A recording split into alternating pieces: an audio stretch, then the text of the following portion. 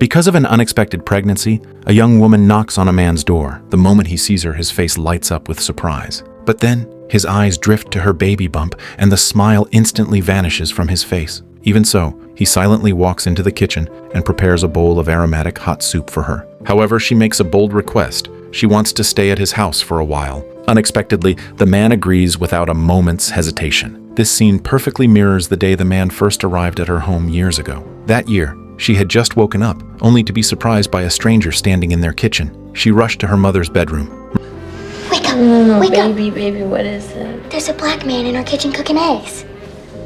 Marie, her mother, wasn't panicked at all. She happily told Charlie that this was their new cook, Mr. Church. Charlie didn't understand. Their family had never hired a cook. She and her mother had always depended on each other. Although they weren't destitute, they certainly didn't have the spare money for a private chef. Looking at this stranger who had suddenly arrived, her heart was full of suspicion. Even when faced with her favorite steak, she had no appetite. Eat up. I want Apple Jacks. Charlie? What are Apple Jacks? Well, it's a cereal. Tastes like apples. Well, and sugar mainly. You've never heard of Apple Jacks. Hey, don't be rude. Marie thinks her daughter is being unreasonable, but Charlie, in a fit of anger, left the dinner table. Marie chased after her and finally revealed the whole truth. It turns out Mr. Church's employer is Charlie's father, a man she has never met. 10 years ago, he and Marie were deeply in love, but soon, Marie discovered he already had a family. For her own sake, and for the sake of the unborn Charlie, she bravely chose to leave. For all these years, the father never knew of their hardships. Yet, just before his death, he casually sent a cook, as if a few good meals could make up for a lifetime of absence. Charlie is thoroughly disappointed in such a father, and she can't understand her mother's silence on the matter. If Richard really cared about you, he would have married you. To make her daughter happy, Marie lies, claiming that Mr. Church will leave soon. But in reality, he is contracted to stay for 6 months. Just a few days ago, Marie was diagnosed with breast cancer. The doctor told her she has at most 6 months left to live, and this is the real reason she agreed to let Mr. Church into their home. After 6 months, Mr. Church will receive a lifetime endowment. Meanwhile, Charlie arrives at school. The school heartthrob, Owen, is her secret crush. The first thing she does every day is go to the field to watch Owen play ball. Her best friend Poppy is always inseparable from her. Unlike the introverted Charlie, Poppy is carefree, popular at school, and possesses a maturity beyond her years. Where'd you get all that? Stole it from my sister's dresser. Stealing's the one thing us Samuels are good at. The next morning, Mr. Church prepares to go to the market. Marie takes out her meager spare change to give to Mr. Church, but he rejects it outright. He claims that all expenses for these 6 months are covered by the employer. But in the end, Marie stuffs a pile of coupons into his hand and makes her only request. Charlie doesn't know that I'm sick, and I'd like to keep it that way.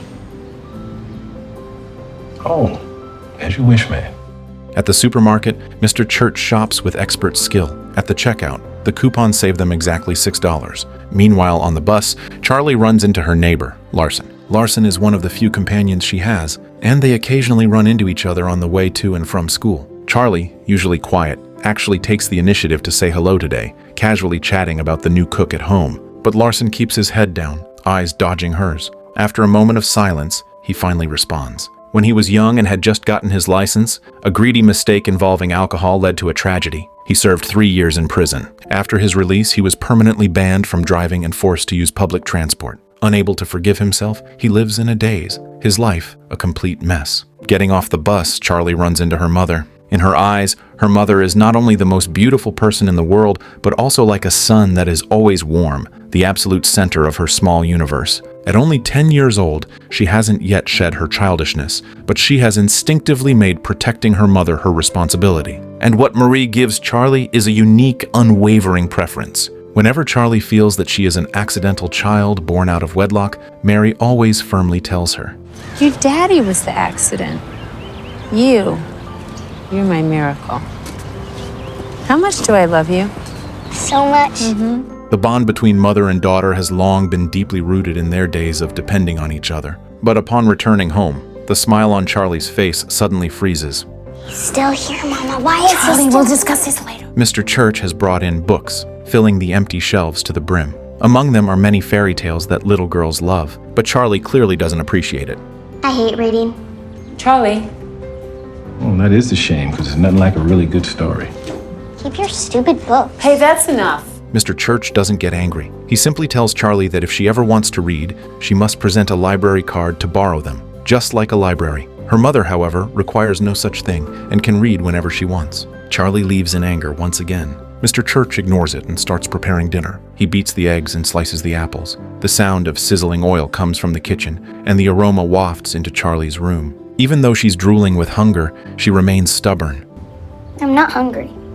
Marie crouches down, comforts her softly, and brings her a library card handmade by Mr. Church. Charlie isn't so easily compromised. She rips the card in two. However, every meal Mr. Church makes perfectly suits her taste. Not only is the plating exquisite, but the smell is irresistible. When these feasts are placed before Charlie, she deliberately frowns, putting on a painful expression as if it's hard to swallow. Little does she know, her unconscious chewing speed and the way she purses her lips have already betrayed her desire for the food. Even as her defenses begin to crumble, her mouth remains stubborn. Poppy praises Mr. Church's cooking endlessly, while Charlie makes sarcastic comments from the side. My sister loved the banana bread you made.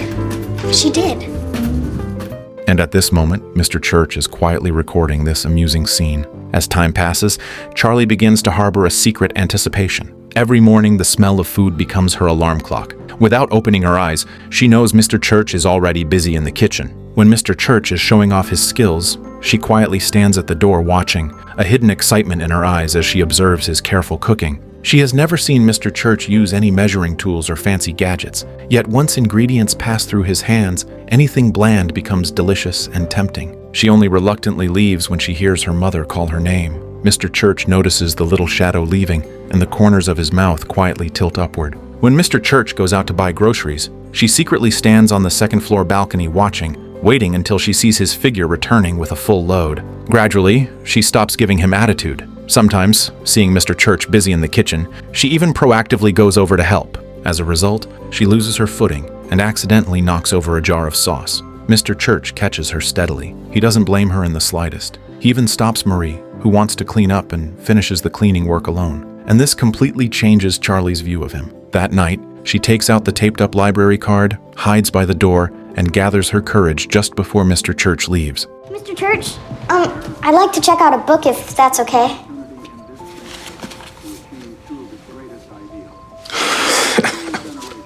How about if I make some suggestions?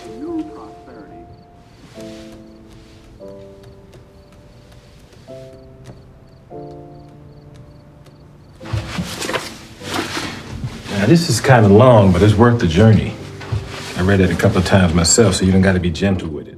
After tasting the joy of reading, Charlie borrows books more and more frequently. On that once torn card, the list of book titles grows longer and longer. Mr. Church recommends classic literary works to her one by one. She grows through thinking and communication, and her dependence on him increases day by day. But regarding her mother's illness, she is kept in the dark. It isn't until much later that she realizes that Mr. Church, who was supposed to take care of them for only 6 months, stayed for a full 6 years. Under his careful care, Marie miraculously lived for 6 extra years. But facing her mother's frailty and the approach of death, Charlie, who used to stick to her mother like glue in childhood, gradually creates distance. She rarely chatters about school gossip like before. After school, she pauses at her mother's door to check her breathing before quietly tiptoeing away. She asks Mr. Church about her mother's condition, but never asks her mother directly. And Marie can only learn about her daughter through Mr. Church. Mr. Church continues to take care of Marie's diet and daily life meticulously,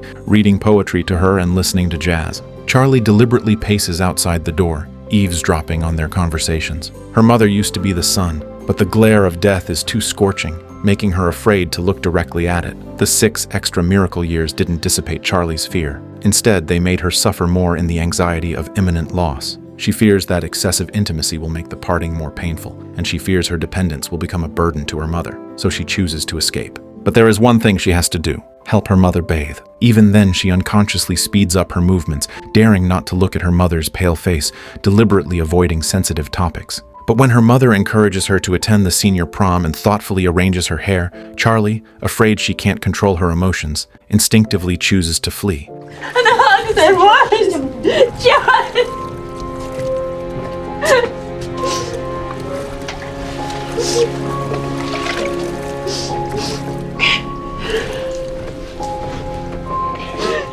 After handling everything, Mr. Church intends to clock out. Charlie borrows a book from him and, for the first time, asks about his personal life. Aside from caring for them, Charlie knows nothing about Mr. Church's life. She has long considered him family and naturally wants to know everything about him. But Mr. Church gives no response. Faced with Charlie's incessant questioning, he loses his... Hey, I said enough! Don't you know when to back off? Enough! You've never raised your voice to me. I'm sorry about that. I just want to know more about I know you want. I know. My dear, you have me from morning until night. And what I do when I leave here is my time. For me. Don't take that away. Temper for the first time. Charlie understands. From then on, she never asks about Mr. Church's private life again. Soon, the senior prom approaches. Marie knows her time is short. She hopes Charlie can have a beautiful memory of youth and keeps encouraging her daughter to accept an invitation. Under her daily comfort and persuasion, Charlie gradually lets go of her psychological burden. Later, making the prom dress becomes the most important event for the whole family. They all brainstorm for this meaningful dress. When the dress is finally finished and Charlie puts it on, wearing the necklace her mother gave her, Marie's eyes are full of pride and relief. You are so beautiful. Tell her, Mr. Church. Oh, true vision, my dear. Mr. Church offers to take a picture of the mother and daughter, but they insist he joins them. Just like that, this heartwarming scene is captured forever. Not long after, there's a knock on the door. Charlie's date, Owen, arrives as promised. They have instinctively matched in pink. The lights on the dance floor sway gently. Although neither Charlie nor Owen has much experience dancing, they hold each other's hands tightly, moving clumsily to the music. There are no practiced steps, only unconcealed shyness and joy. This slightly chaotic dance becomes the most unforgettable stroke of their youth. At home, Marie can't help but share a dance with Mr. Church. Today means the world to her. Her most precious daughter has finally grown up. This is a mother's pride and an exceptionally precious moment in her life. After the prom, when Owen walks Charlie to her door, perhaps the boy's shyness makes him awkward. He clumsily says goodnight and turns to leave. The girl's expected deep kiss does not arrive. The joy from the dance floor is gradually replaced by an unspeakable sense of loss. Marie, waiting in the living room, sees through her daughter's mind instantly. She doesn't rush to ask, but motions for Charlie to sit beside her. For her, Kisses come in all sorts of ways, baby. it is enough that her daughter truly enjoyed this night of coming of age. The next morning on the bus home, Charlie expects to see her mother's familiar figure at the stop as usual. But when the bus stops, it isn't her mother who comes into view, but a solemn-looking Mr. Church. Charlie immediately realizes that her mother has likely left her forever. With red-rimmed eyes, she looks at Mr. Church. He doesn't say a word. He just pulls her tightly into his arms, using his warm and solid shoulders to give her the support she needs most at this moment. This hug speaks louder than 1,000 words. It is both comfort and a silent confirmation. Later, at her mother's funeral, Charlie discovers that people become strange in the face of death. Some talk about everything except the deceased. Others talk only about the deceased. My mother was always very nice to me. I thought she was pretty too.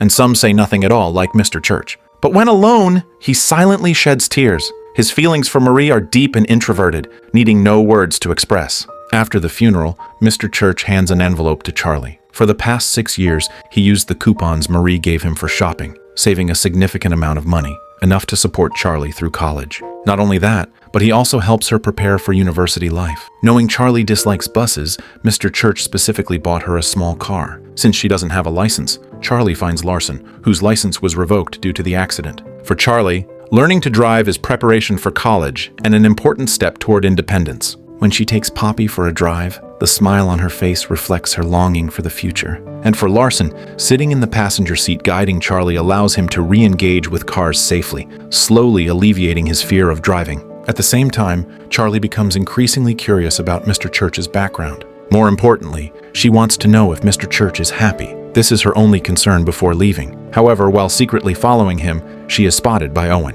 What are you doing walking around alone at night? You want to jump in?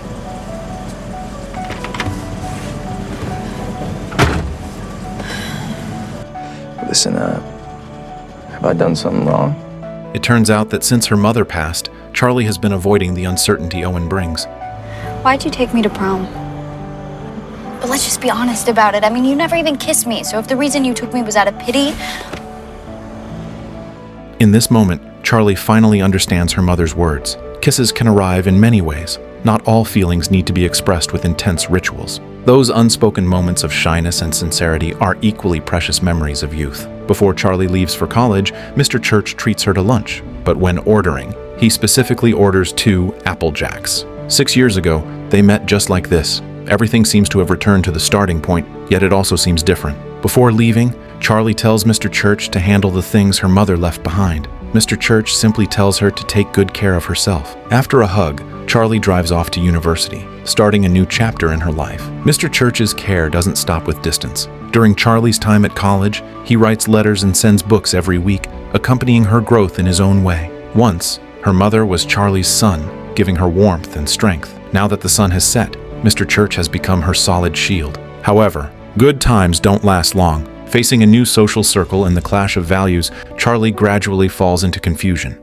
The free and open atmosphere of the university makes her temporarily detach from the past. Lacking emotional guidance and self-control, she fails to maintain rationality in an intimate relationship and ends up unexpectedly pregnant. The boyfriend involved takes no responsibility and flees in panic upon learning she is pregnant. With no one to turn to, she follows the address on the letters and arrives at Mr. Church's home. Mr. Church doesn't blame Charlie. Instead, he takes care of her just as he took care of Marie. However, Mr. Church makes one request. He hopes Charlie will respect his privacy. At first, they get along well, but soon, Charlie notices that Mr. Church has a fixed time to go out every week, returning smelling of alcohol. You're a failure. You the goddamn failure. Talking shit.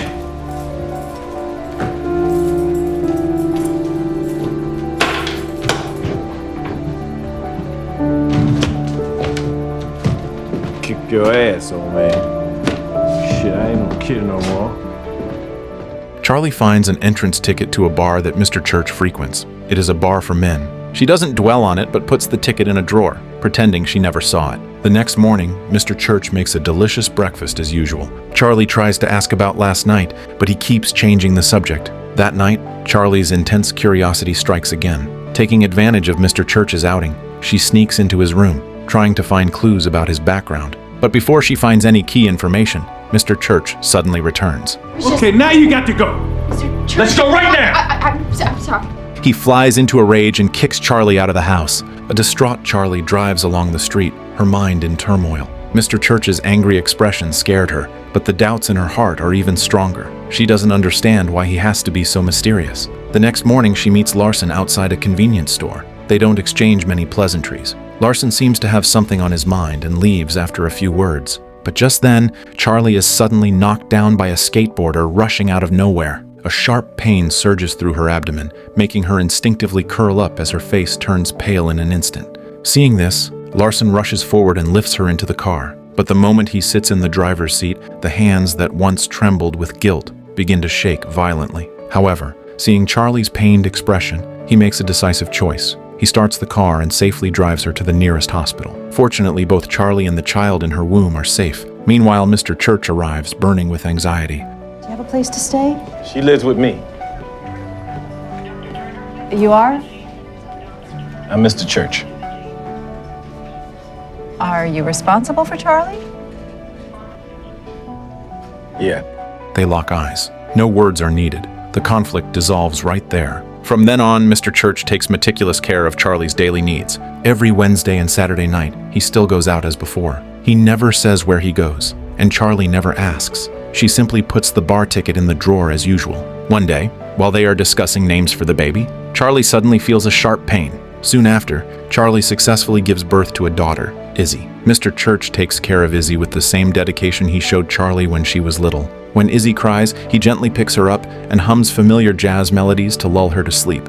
Under the care of Mr. Church and Charlie, Izzy grows up happily. After the incident of saving Charlie, Larson also completely steps out of the shadow of his past accident. He no longer drowns in guilt, but begins to actively embrace life. He joins a support group, meets a partner willing to walk with him, and soon enters the hall of marriage. Charlie brings her newborn daughter and Mr. Church to attend, becoming the most important family at Larson's wedding. At the wedding, Larson confesses to Charlie that when he met her outside the convenience store that day, he was ready to end his life. After saving Charlie and her unborn child from the accident, he began to reflect, Charlie faced so many hardships without giving up hope on life. So what reason did he have to stay sunk in despair? Even if one has made irreversible mistakes, as long as one is willing to face the past and actively change, one is still eligible for happiness.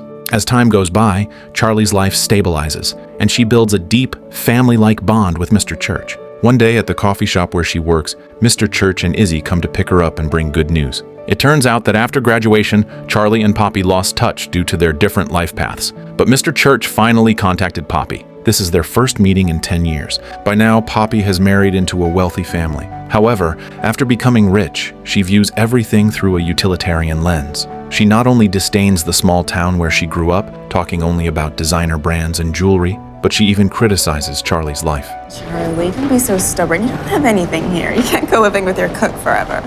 My cook? Oh, you know what I mean. These words instantly enrage Charlie. She sternly tells Poppy that Mr. Church is not a cook, but family who has taken care of her for years. Her life now might not be glamorous, but she is capable of raising her child. And Izzy is the brightest diamond in her life. Just like that, the two part on bad terms. Back home, Charlie sees a gift from Poppy on the table. There is only a short sentence in the letter, and the gift is a pair of diamond earrings. It turns out Poppy never truly forgot her. Some friendships may temporarily drift apart due to different life trajectories, but true concern will always return in the most sincere way. That night, Mr. Church gets drunk again. Charlie uses all her strength to help him to bed, but this time, Charlie forgets to put the bar ticket into the drawer. Mr. Church chooses to ignore it, but from then on, he never goes to that bar again. However, time is ruthless, and soon Mr. Church's health deteriorates. Charlie takes time off work to care for him with the same dedication he once showed her. Although she never cooked before, under Mr. Church's influence, her culinary skills seem to be an innate instinct. Handling any ingredient becomes second nature. One sunny afternoon, Mr. Church tells Izzy a story about a little boy. In the story, the little boy was incredibly lonely from a young age. He was afraid of many things, but he wasn't afraid of ladybugs. One day, he found a colorful ladybug in the countryside. He chased the ladybug for a long time, and before he knew it, he had become an adult. Later, the ladybug ran into a beautiful garden. A gentle woman and her pretty little daughter walked out of the house. But that ladybug was never found again. Just as the little boy was about to leave, the woman warmly invited him to stay. Said, stay here with us. Said, we don't have much, but everything we got, we share with you. And did he stay? He did. You know why? Because for the first time, he felt safe. For the first time, he wasn't afraid. He felt happy. And he promised that if he ever saw that ladybug again, he was gonna thank her. Did he? Not yet. You still haven't stopped looking. Maybe she's in the sky. You just might be right. That evening, Charlie sits in the chair reading to Mr. Church as usual. But after she finishes, Mr. Church calls out to her. I don't want my privacy. And so, Charlie stays by his side. Unexpectedly by daybreak, she discovers that Mr. Church has passed away peacefully in his sleep. People act strange around death. There are those who talk about everything but the person who died. Those who talk about only the person who died. Those who try to cheer you up. And those who can't help but make you cry. And then there are those who say nothing at all, because they don't have to. At Mr. Church's funeral, a man comes uninvited. He is the owner of a local bar. His appearance unlocks the secret Mr. Church hid for most of his life. Charlie finally learns that all those years when Mr. Church went out late at night, he was simply going to play the piano at the bar, not just to supplement the household income, but to fulfill his passion for the piano. Only at this moment does Charlie understand that the suits smelling of alcohol hidden deep in the closet were his battle armor as a pianist. Even when he occasionally cooked in the kitchen, tapping out rhythms with the spatula, it was actually the inertia of piano melodies. In Mr. Church's room, Charlie finds a cardboard box with her name on it. Inside is a sketchbook recording his entire growth. In his letter, Charlie understands everything. The little boy in the story was Mr. Church himself. He had a painful past. As a child, he suffered verbal abuse and whippings from his father, leaving indelible trauma on his soul. As an adult, His sexual orientation was not accepted by the society of that time, and he suffered discrimination and exclusion. These experiences accustomed him to closing off his heart, using a cold exterior to protect himself. The ladybug represented his initial longing for warmth and belonging, and Charlie's family was the unexpected harvest while chasing that ladybug, a home more precious than any dream. He wrote in the letter, "You made me feel the warmth of a home. This is the most precious memory of my life." The next morning, Charlie is woken up by familiar jazz music. She walks into the kitchen in disbelief, only to see an incredible sight. I'm making eggs and grits, Mama, like Mr. Church showed us. Oh, this looks so yummy.